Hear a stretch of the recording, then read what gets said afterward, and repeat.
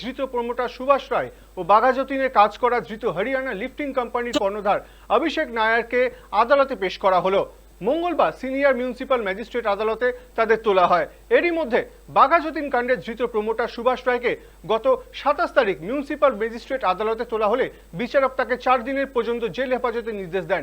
এদিকে বাঘাযতীনে বাড়ি লিফটিং সংস্থার কর্ণধার অভিষেক নাগরাকে সোমবার হরিয়ানা থেকে গ্রেপ্তার করে পুলিশ।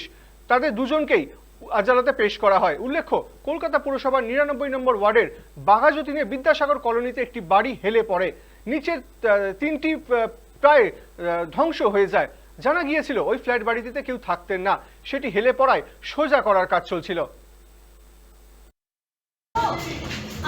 आपने वो बिल्डिंग का प्रमोटिंग किया था ना, कंस्ट्रक्शन किया था ना, है ना कुछ आपको? अरे उनको तो बोलिए वो लिफ्टिंग का काम आपने किया था ठीक तरह से हरियाणा में। आप कहाँ से है?